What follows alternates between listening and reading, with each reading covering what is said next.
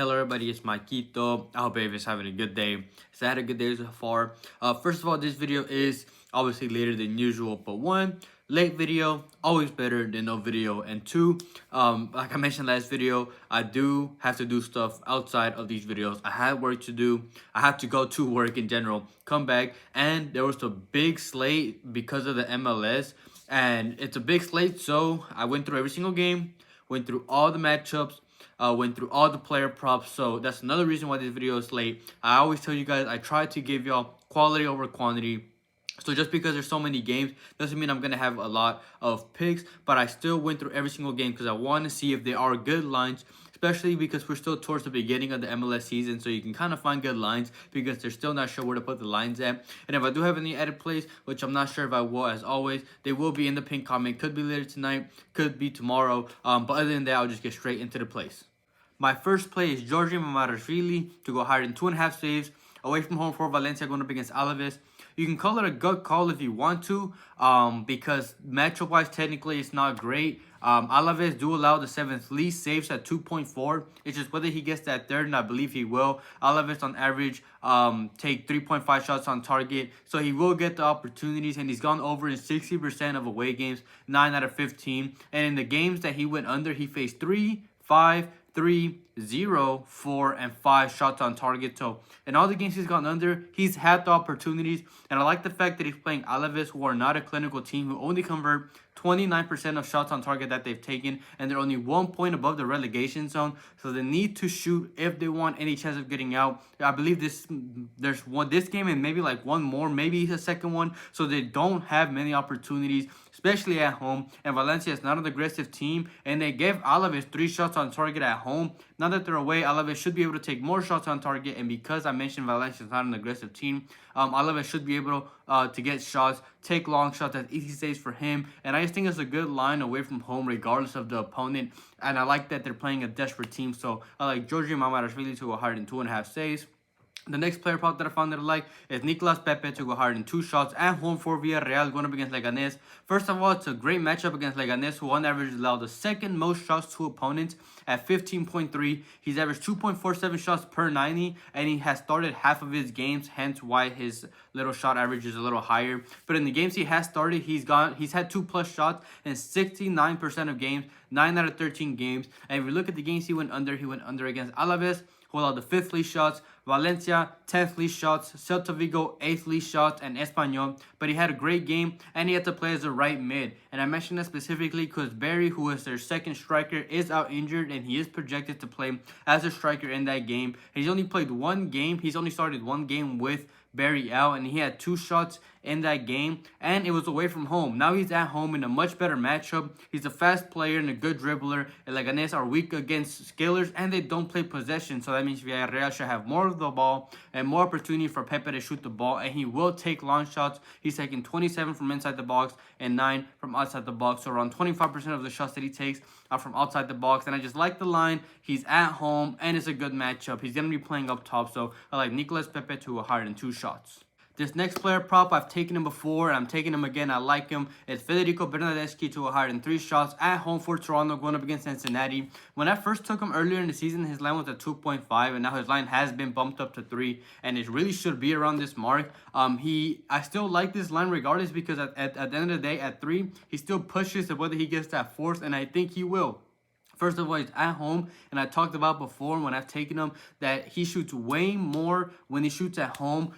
For comparison, last season he had 3+ shots in 12 out of 13 games last season, so he only didn't go over that prop 1 time, and he's played at home 6 times this season, and he's gone over in 5 out of 6 of those games. And the only miss was against Vancouver, which out of 30 MLS teams, on average have allowed the least shots. So the only game he didn't go over this mark, or at least had 3, was against the worst possible matchup. But now they're playing Cincinnati, who on average have allowed the 9th most shots out of 30 teams at 13.7, and they allow 11.7 at home up to 15.7 away, which is where they're playing now. They don't play possession. They're weak against skillers. They're weak against defending the wings in general, and they're weak at allowing long shots. And obviously, Bernardeschi is a winger. He's great. He's a fast player. He's a good skiller, and he's a long shot taker. 20 from outside the box, 17 from inside the box, so he will shoot from anywhere. And I like the matchup at home shooting wise, so I like Federico Bernardeschi to a higher than 3 shots.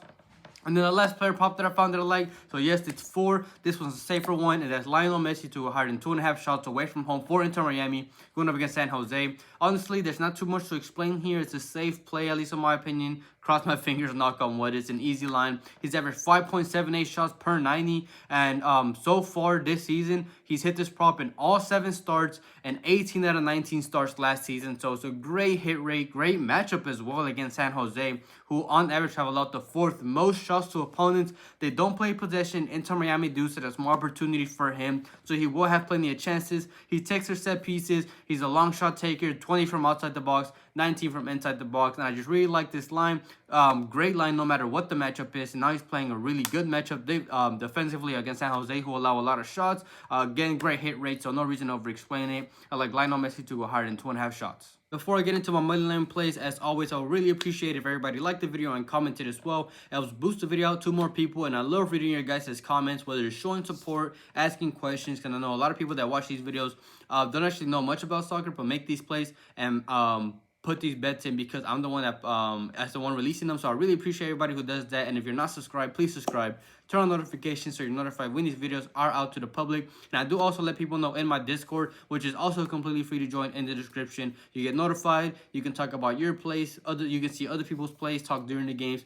Just a great community I'm trying to build over there. So you can join that in the description. And I also have my membership, which is why I mentioned when the video goes out to the public, because those that are members, 1, support the channel just a little more, and 2, you get these videos out and all these picks before it goes out to the public. So if you're not a member, those that are already got these this video and these picks out, and all my links for everything, whether it's Outlier, which is all the pictures that you see on the screen, and on my player prop apps and moneyline apps, all linked in the description. So I really want to thank anybody who supports me in any way. My first moneyline slip is for -139 in the first place in Spain La Liga, and that's Villarreal to take 5+ corners at home going up against Leganés. It's the best possible matchup. First of all, against Leganés, who on average allow the most corners at 6.5, and they go from allowing 5.61 at home up to 7.35 away. We just need 5. They on average allow over 7 away. Villarreal average 5.53 corners at home and have gone over this mark in 65% of games at home, 11 out of 17. And Leganés on average allow 17 shots away and don't play possession, which just means more opportunities for Villarreal, because if they don't play possession and Villarreal shoots, they can get corners from a player blocking the shot, the keeper saving the shot, and it's just more opportunities for him. And they went over with 5 in the first game, took 18 shots, took 64% of the ball possession. So it just correlates well with what we want here. 1 point in the league for Leganés is good for them. So whether they draw or whether they win is one step closer to safety. So I expect them to be very cautious in this game against Villarreal, who is trying to secure a top 5 spot, which is a Champions League spot. And I just like the matchup at home. So I like 5+ corners for Villarreal going up against Leganés. And the second play is in the US. It's in the MLS. And that's Columbus Crew to win or draw going up against Montreal. They have only lost 1 game so far this season, with it only being against Inter Miami. So I don't blame them too much there. And in that game, they were still projected to score 2.94 goals. So they were just unlucky to score. They will find a way here against Montreal. They have only won 1 game. They've been a horrible team. They've only scored 6 goals and have conceded 16 in 12 games. So they on average score every other game, and they concede over a goal a game. And they actually already played each other in Columbus's house and won 2-1, with Montreal only having 4 shots and 1 shot on target. So in general, I don't see Montreal having many chances. Columbus Crew can easily keep up with them. Besides, they have a horrible conversion rate. On average, teams on average try to convert around 33% of the shots on target that they take. This is the worst one I've ever seen. Montreal have only converted 14% of the shots on target that they've taken, while Columbus, on the other hand, convert 35%. They play possession, and they are constantly pressing the teams. They try to play in the opposition half, and Montreal have made many defensive mistakes, hence their bad defense so far. They haven't lost to them in 6 meetings, haven't lost to them since 2022. They've had 7 different scorers from 20 goals, so anybody can score in this Columbus Crew team, and I just don't see them losing. So I like Columbus Crew to win or draw against Montreal, and I like this slip for -139. And my second and last slip is for -117, and the first play is Cincinnati to win their draw going up against Toronto. They have been the best team in the East so far. They played at home already in March and won 2-0, and Toronto have struggled in attack, and did score 2 last game, but they were playing a horrible defense, the worst defense so far in DC United. And Cincinnati are actually undefeated in the last 7 out of 8 games, and I love the fact that they picked up Evander, who was Portland's best player in that team last season, who already has 9 goals and assists for this team so far. And their striker, Denki, has scored 6 goals from 12 shots on target, so he's in form. And Toronto have conceded 16 goals in 12 games, so they can easily keep up with them or outscore them as well. Yes, Cincinnati allow a lot of shots, but they still have been doing good when it comes to sometimes playing well defensively or just in general just outscoring their opponents. Toronto is weak on counterattacks, and Cincinnati is what they're good at because they don't play possession as well. And they're playing a team like Toronto who's not clinical, who have only converted 26% of the shots on target that they've taken. And neither team played possession of the ball, but in the game they played each other, Cincinnati were the team that had more possession with 56% of the ball, 12 shots, 7 of those being on target, and they were able to score 2 of those. So I expect the game to kind of go similarly, maybe a little less dominant, but I still don't see them losing here. So I like Cincinnati to win the draw going up against Toronto. And the play that I like to go along with it is Minnesota to score away from home going up against Houston, which kind of hurts because I am a Houston fan, but I recognize that they're not a good team, at least right now. Minnesota's coming off a 4-1 win against Inter Miami. That's a big morale boost, beating a team like that by 4-1. And the game before that, they were able to score 3 goals away from home against Austin. So they can score at home, they can score away, they're in good scoring form. And Houston has been bad defensively, conceding 19 goals from 12 games. And they will also be missing due to suspension Awadesu, who's their center back, and Escobar, who's their left back, both starters. So it's going to be that's just going to be an even weaker defense for Houston. And they're also missing Tarbell, who's their main keeper, who's injured. And the keeper that has replaced him is Bond, and he's only saved 63.2% of the shots on target that he's faced. So he's an average keeper, not really that great. And Minnesota are strong in set pieces, which also means they're good in the air. And they're good at attacking the wings, and they've had 8 different scorers. And in the 3-back, they play a 3-back, so they play 3 defenders, and then they play 4 midfielders. All 3 of their center backs actually have an assist, so not only can they score from anybody, they can also play make from anybody. And Houston is weak in the air. They've made mistakes, hence why they've conceded so many goals. And they foul, actually, out of the 30 teams, they have fouled the second most out of any team. Now that they're going to be missing even more players, and they foul a lot, that just means more set-piece chances against... more set piece chances for Minnesota, who's strong on set pieces. So I don't see him not scoring in this game. Honestly, I'm even taking a lean on Minnesota to win. But we just need them to score here. I don't see no reason why they can't. So I like Minnesota to score away from home against Houston. This is a slip that I like for -117.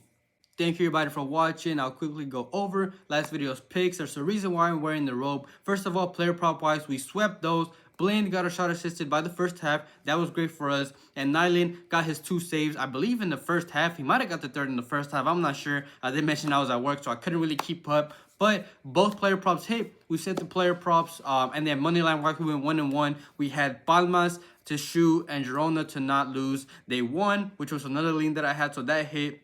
And the only one that missed was Sociedad in that game. Both teams to score. Sociedad unfortunately couldn't find the back of the net, which was unfortunate. But we still had a great day. We're starting a good run of form. And hopefully we can keep that up going into this big MLS slate and small La Liga slate. And like I mentioned, if I do have any added plays, they will be in the pinned comment. But other than that, I hope everybody has a good night, a good day, and we can cash out tomorrow.